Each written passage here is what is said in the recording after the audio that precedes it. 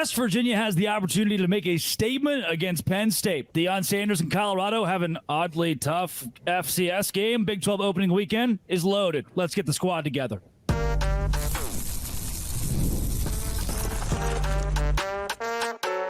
You are Locked On Big 12, your daily podcast on the Big 12 Conference. Part of the Locked On Podcast Network, your team every day. Happy Thursday, everybody, and welcome to the Big 12 Conference Squad. Sit back, grab your favorite beverage, and join us as we get you ready for another wild week across the Big 12. We got Cody Stovall representing Oklahoma State, JT Wistersill of Locked On Utes, Parker Ainsworth of Locked On Cougs, Mountaineer Paul with Locked On West Virginia, Richie Bradshaw, Locked On Sun Devils, Chris Level with Texas Tech, and Kevin Borba of Locked On Buffs. And college football is back this week. Let's go rapid fire around the Big 12. Cody Stovall, the Oklahoma State Cowboys, kick it off on Saturday. What do you think about this week's game? Well, I think it's going to surprise some people. It's going to stay pretty close for some time. They've won 29 games in a row, back-to-back FCS national titles, and their version of the Heisman winner will be in Stillwater, but I don't think it's enough. I think the Cowboys definitely get the W.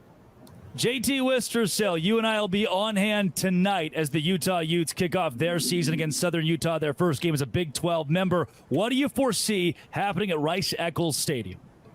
Well, considering the last time they played the Thunderbirds, it was 73-7. I don't think it's going to be much of a game. This Southern Utah team's a little improved, but I expect to see all the backups for Utah in by the second half. Utah rolls. It could be great to see Cam Rising back on the field, though.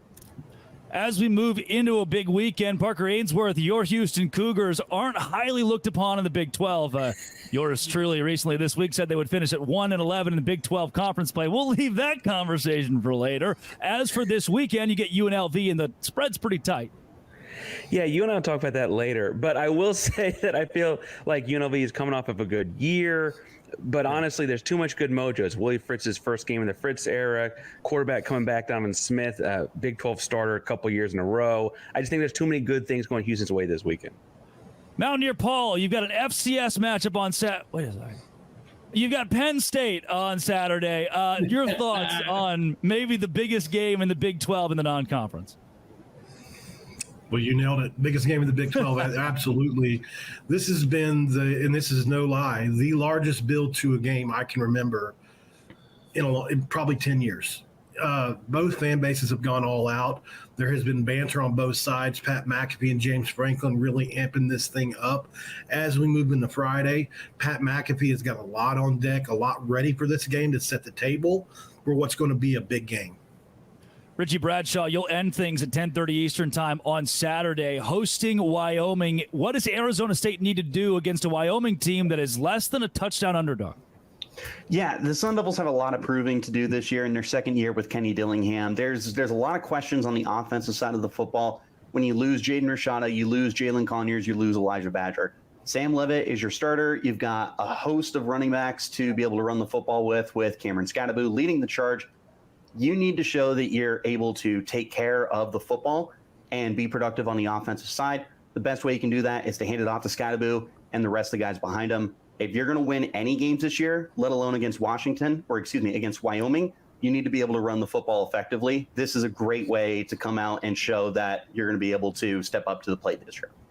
Let's fly out to Lubbock, Texas. Chris Level, Abilene Christian, your 33.5-point favorites in this game. Texas Tech predicted to take care of business. Will that be the case? Richie, be careful of Wyoming. I did that trip last year. Be careful. ACU they lost to Missouri 2 years ago, 34-17. They lost to Texas A&M last year, 38-10. I bet you see something similar in Lubbock. A lot of excitement around here, and kudos to U of H and Oklahoma State for trotting out former Red Raider quarterbacks. I feel like we're just the gift that keeps on giving. And I would say, Richie, thank you for Jalen Conyers. It's a new tight end here in Lubbock, and we certainly appreciate it here. Love him very, very much. Take care of him for us. Guys, it's another team kicking things off tonight. Colorado will host North Dakota State. Kevin Borba of Locked On Buffs. My first question is less about the Buffs and more about their opponent. Is this the North Dakota State of old, or have you gotten a bit of a gap year? I wouldn't say it's a gap year, but it's definitely a different era of North Dakota State football. They have a new head coach for the first time in I think it was presented to me in 20 years. They have an offensive-minded coach, which is new for them. They're usually a more defensive-minded, physically attacking team. And now they have an offensive coordinator from Wyoming, actually. And so he's their new head coach, first-time head coach. And I think he's going to try to give the Buffs a run for their money. And it's going to be a really close game, probably a little uncomfortable for Colorado, but that's what you get when you schedule a team that's won 9 titles in 11 years. We're going to talk more in depth about each of these games. What I'd like to do is a little word association before we get into the in-depth previews of our West Virginia and Penn State, Colorado and North Dakota State, and also talking Oklahoma State in their big game against South Dakota State. I want to do the word association, just one word about each game. Cody, for Oklahoma State, what's the one word? What do you need to see on Saturday? I want to see domination from Casey. Domination. I like it. That was more than one word, but domination was somewhere in there. JT Listersill. A blowout? Parker Ainsworth of Locked On Cougs. New. Mountaineer Paul, you got Penn State this week. What's your word? Upset. For the Sun Devils of Arizona State, Richie Bradshaw. Downhill. Texas Tech, their big favorites, Chris Level. Comfortable. Kevin Borba of Locked On Buffs in a game that a whole lot of people in the country want to see an upset in. What is Colorado's word? Blocking. And God knows they need it. Hey, coming up, let's talk more in depth about those biggest games in the Big 12 right here on your Big 12 Conference Preview opening weekend on tap. Don't go anywhere. Today's show is brought to everybody at home by 5 Hour Energy. I like transparently to take naps. And the thing that I do is usually take naps after lunch because you're tired, or if I'm tackling a to-do list, I get done with that, I take a nap, or if I'm going to work out, then after I work out, I take a nap. Or I take a 5 Hour Energy with zero sugar, a convenient portable size. It's a perfect pick-me-up for getting stuff done. The 5 Hour Energy website has flavors galore: watermelon, tropical burst, grape, berry, and more. Try them all on the site. You even have the option to build your own 12-pack or 24-pack. You choose the flavors. It's delivered to your door. 5 Hour Energy is the place to go. It is the place to go. If you just need to pick me up, go to 5hourenergy.com. The number 5, hourenergy.com. Get some 5 Hour Energy product today. Use my promo code LOCKEDONCFB to receive 20% off your order. This order is only valid until September 30th on one order and cannot be used with other promotions. The code is not good on subscription orders. Go to 5hourenergy.com today. Back here on the Big 12 preview, giving you all things for this weekend of the conference. Let's go to the biggest games, and this one is one of the biggest to me because it's helping kick us off tonight, and it's got a perennial powerhouse at the FCS level. Kevin Borba of Locked On Buffs, North Dakota State coming to town. They're still good. Is this a game that you're worried about an upset? Are you pretty confident about Deion Sanders? I would say I'm fairly worried about an upset because this is a North Dakota State team, regardless of the head coaching change. They have a winning pedigree. They're physical and they can run the ball, and Colorado couldn't stop the run last year. Obviously, they have a bunch of new players, but this is a dynasty, and regardless of who's the head coach, it's still a force to be reckoned with. We've been joined by Spencer McLaughlin of Locked On College Football. Spencer, we'll go to you in just 1 second, but I want to get to the other game tonight first. JT Listersill, Southern Utah is on tap. We already talked about a large spread. You said you were expecting a blowout. Is there any way in which tonight's game is not a blowout? I don't see it. I know Spencer, voice of the Thunderbirds. Great having you on with us. But unfortunately, I think you will be calling a blowout. I think this Utah team's too good. If they want to achieve all of their goals, it starts with setting the tone in your first game of the season with a dominant win. Maybe it's one of those games where Southern Utah surprises them early, gets a little bit of a drive going. That happened the last time they played. But I just can't see. Utah hasn't lost to an FCS team in a very long time. Like this, I don't expect this to be a game. I think the Thunderbirds will fight hard, but I once again expect the starters to pretty much be done playing for Utah by the time halftime hits. Spencer, we'll go to you then. When it comes to the Colorado game tonight, the Utah game tonight, what do you foresee in the opener for the Big 12? Well, the only thing I can guarantee about that Southern Utah game is this is the best Southern Utah team Delane Fitzgerald has had going into his third season. They're a confident, talented, experienced bunch, and Utah has to come out ready to play. Lest I remind you that 2 years ago, Southern Utah led that game 7-0 at one point. It ended in a certain way that we need not mention, but Utah is my preseason favorite to win the Big 12, and I think that Southern Utah is going to make the best punch that they can, and we'll see how much that can actually push the Utes. As for Colorado, I think the upset potential here is wildly overhyped. I like Colorado big over North Dakota State. If you took out all of the noise with Deion Sanders and not letting a reporter or two ask questions in a press conference on all of that petty crap. If you remove that, you would have far fewer people saying North Dakota State could beat Colorado. That's people projecting what they want to have happen. Okay, that's like me saying the Mariners are going to shock me and make the playoffs this year after they fired their managers. Okay, I want that to happen, but deep in my heart, I know that's just not going to be the case. It's college football season. I don't know what word. It's just MLB talk. Great. Chris Level with Texas Tech this weekend. I know, again, blowout is the word, right? That's what Utah wants. If Tech doesn't get a blowout, is that a black scar on an early season game for the Red Raiders? Well, Chris, you do have to unmute. That would be helpful. Studies show. Jeez, I didn't even know I was muted. See, maybe this is me being just like, I don't need to say anything. The team will do Mountaineer Paul, you're muted as well. Yeah, that's right.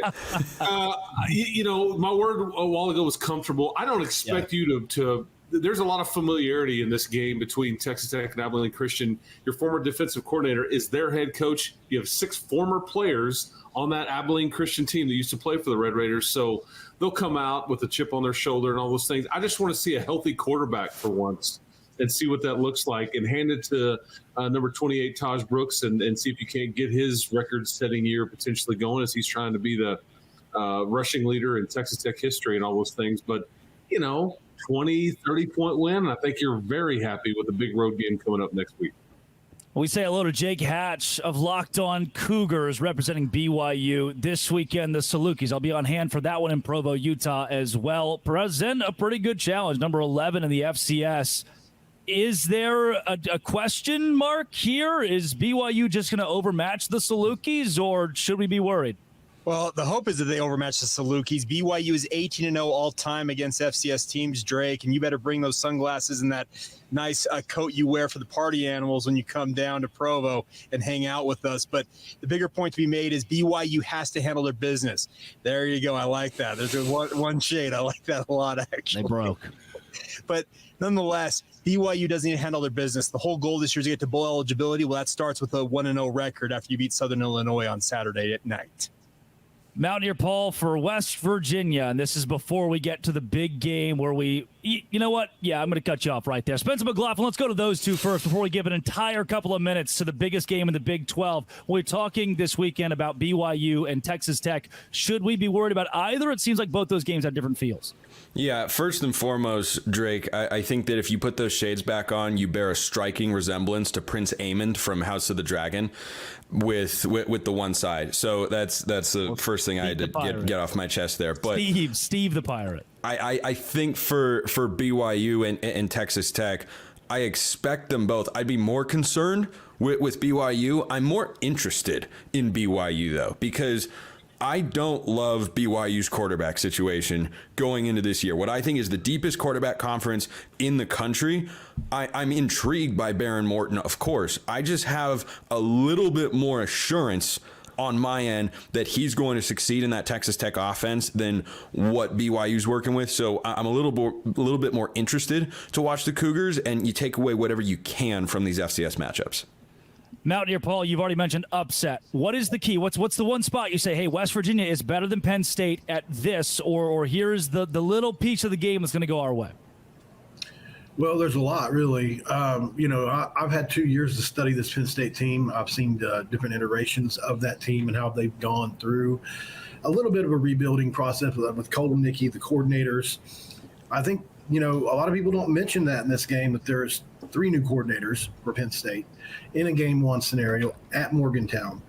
Garrett Green, while the completion percentage is talked about a lot, led the country in big-time throws with 31. He led the entire country under 2 minutes. Nobody talks about that a lot either. Obviously, he had a top 10 all-time rushing season for a quarterback last year. That doesn't get talked about a lot. And for me, we went in the trenches. I think we can stalemate those guys up front. I think, we have the best player in the game, and that includes number 11 with Wyatt Milam. I really do think he's going to hold his own against that guy. And for me, there's just so much into a home field advantage at West Virginia that, in my opinion, is big. So I think if you're West Virginia, too, and you mentioned the running backs, you're not in a bad spot. We are in a spot where we've got to get to the rest of the games of the Big 12, though. Spencer McLaughlin, what an inquisitive question you give Mountaineer Paul. To each of you guys, I have written in my book a win for each of these teams: the Buffs, Texas Tech, the Cougars of BYU, the Utes, and West Virginia. Thank you guys for joining the show. Coming up, we're going to give you the rest of the games in our Locked On Big 12 family. That is right after this. Don't go anywhere. Today's show is brought to you by FanDuel. Look, I get it. You have missed college football. Now you can make college football even better because you heard us talk a lot about FanDuel, America's #1 sports book. Well, we got something different for you. Now through September 22nd, it's not just college football, but all FanDuel customers can bet $5 and get a 3-week free trial of NFL Sunday Ticket from YouTube and YouTube TV. Then, with a YouTube TV base plan, you'll be able to watch every regular season Sunday afternoon out-of-market game. All you need is a Google account and a current form of payment, and you can cancel anytime. Visit FanDuel.com/locked-on. Right now through September 22nd, FanDuel customers, $5, 3-week free trial NFL Sunday Ticket from YouTube and YouTube TV. Download America's #1 sportsbook at FanDuel.com/locked-on. Today's show is also brought to you by Factor. Fuel up with Factor's no prep, no mess meals. Meet your wellness goals thanks to a menu of chef-crafted meals with options like Calorie Smart, Protein Plus, and Keto. Make today the day you kickstart a new healthy routine. 35 different meals, 60 add-ons to choose from. Crush your wellness goals and make your day delicious. Treat yourself to restaurant quality meals with feature premium ingredients like filet mignon, shrimp, and blackened salmon. Keep kitchen time to a minimum. Factor meals are ready in 2 minutes. No shopping, prepping, cooking, or cleaning up. Head to factormeals.com/LockedOnCollege50. Use code LockedOnCollege50 to get 50% off your first box plus 20% off your next month. That's code LockedOnCollege50 at factormeals.com/LockedOnCollege50 to get 50% off your first box plus 20% off your next month while your subscription is active. That is Factor. It's the final segment, the final breakdown of this week's Big 12 games. Cody Stovall, we'll start with you and the Oklahoma State Cowboys, one of the competitive teams in the Big 12, so much so many have picked them in the top 3 of the conference, a contender for Arlington. What do you need to see from Oklahoma State against the #1 team in the FCS, being less than 10-point favorites? Well, as I mentioned earlier, I think domination needs to be the mainstay for this game here. Casey Dunn does have a propensity to let games get unnecessarily close. We've never really, had that OC since you're such left that would step on your throat and end the game, put you out of your misery. That's what we need to see out of this offense against South Dakota State. For you, Richie Bradshaw, I've locked it. Wait a second. Spencer McLaughlin, I can't brush past you. You've got the #1 team in the FCS on tap for Oklahoma State this weekend. Do you think there's any way we see something stunning? Well, you'd have to define stunning there, but I saw something stunning take place in Stillwater last year with a non-Power 4 opponent. It was of technically a higher caliber in South Alabama, but South Dakota State is the current dynasty in the FCS ranks. A lot of people would say North Dakota State, but South Dakota State, they're the program that have won the last 2 national championships. They are rolling right now. So I've seen a lot crazier things happen. On paper, I'd love to say that Stillwater is a place that you don't go into and win, but I watched it happen last year, and there are a lot of similar players from last year's Oklahoma State team, and it's a very veteran unit. And you've got Alan Bowman at quarterback, and I'm not the biggest Oklahoma State fan in the world, as I've predicted them to go 8-4 this season, which is a disaster for Oklahoma State fans, or at least some of them, and it is, give the coach a contract extension for others. Richie Bradshaw of Arizona State, Locked On Sun Devils. If you lose to Wyoming, what do we do? Is that wraps for the Sun Devils in 2024? It's the unmuting part that's always a fun. It's optional. It's optional at this point. I mean, you have to ask yourself the question, Drake, as the person running the show. Do you really want to hear Richie talk? I don't. I guess so. I don't blame you guys if no one wants to hear me talk. It's just the Sun Devils. It's not wraps. If you don't end up winning the first game of the year against Wyoming, it's probably your quote unquote easiest win, but this is also a program that has won 6 games in the past 2 seasons combined. ASU is still trying to figure to figure itself out piece by piece, week by week, game by game. This is a game you need to win. You don't blow up the season if you lose, but you're certainly not thrilled if you start off the year in the loss column. Spencer, does Wyoming have a chance? I'm interested in the Cowboys because they've been a program that has been closer to the middle of the Mountain West, but they've poked their head into the upper tier recently. But they have a coaching change this offseason. Kenny Dillingham going into year 2 with, I think, one of the best defensive coordinators in the conference in Brian Ward, who's got a strong defensive pedigree and background there. So I wonder how the Cowboys are going to be able to move the football. But we saw Wyoming win a game that they shouldn't have last year against Texas Tech. That was at home. This game is at Mountain America Stadium down there in Tempe. So I like the Sun Devils there. Certainly, though, they have to be on high alert. Parker Ainsworth, Locked On Cougs. We saw UNLV be very competitive last year. Wins at Air Force and against Wyoming late in the season, going to a bowl game and scoring 36 against Kansas. If you lose to a fairly solid, to a UNLV team that's not the UNLV of old, does that derail Willie Fritz's year 1?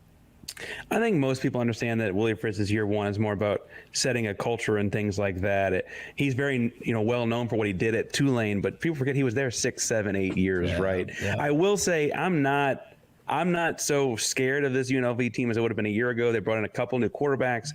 As of depth charts being released this week, they hadn't really picked one. They're FCS caliber guys, not like national title FCS caliber guys like we talked about a couple times on the show, but like Holy Cross, Campbell, right? Like very normal. They're moving up to group of 5, kind of moving up in the world kind of quarterbacks. I think there's a lot of things working Houston's way. Like I said, I will say like UNLV is not the scrub that we've seen other teams play in the opening weekend though. So I do think it's gonna be a fun game. Maybe Willie Fritz's first year is just the friends we made along the way, and that's what makes it special for everyone. I don't think you're one of those friends, if I'm reading things right here. Matt Rule started 1-11 at Baylor, and I think Willie Fritz is a very good football coach. Within 3 years, will have some success in Houston. Spencer, does he start that success with a win in Game 1? No, I've got the Rebels here, and I'd feel more confident in the pick if Jaden Maiava hadn't gone to USC to be the backup. A curious move. Yeah. A curious move to go and I guess he competed for the starting quarterback job at USC. Miller Moss ends up beating him out. I did see the hand gesture there from Parker. NIL might have been the factor because he's a capable backup if Miller Moss were to go down with an injury.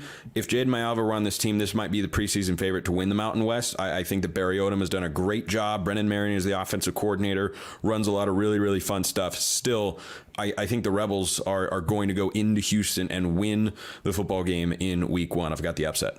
We got to move quickly here, Spencer. I want to get a couple score predictions from you. Colorado, North Dakota State. Colorado 38. North Dakota State 24. TCU, Stanford. TCU by 7. Let's get a score prediction from Cody Stovall quickly. 41-21. 41-21 over the number 1 team in the FCS. Oklahoma State takes the win. For you, Parker Ainsworth. 35-28. Houston takes down UNLV by 7. And Richie Bradshaw, do you get the win versus Wyoming? What's that score? They're going to start the year off 1-0. They're going to take down Wyoming 27-17. And I'm muting Spencer's microphone. West Virginia beats Penn State 31-24 this weekend. Nobody can. I don't know if I can let that just go by the wayside. Spencer, that just can't happen. One sentence, your score prediction. For Penn State and West Virginia, I will take the Mountaineers 31-20. I love it. Welcome to the big show, Spencer McLaughlin. To everybody who joined us today on the Locked On Big 12 Weekend Preview. Thank you very much. College football is back. Follow and subscribe to your favorite Big 12 channel. We'll be covering your favorite team every day throughout the season. And don't forget, I'll have you covered on the entire conference every day with Locked On Big 12. Part of the Locked On Podcast Network. This has been, and it always will be, Locked On. Thanks for making it your first listen every single day.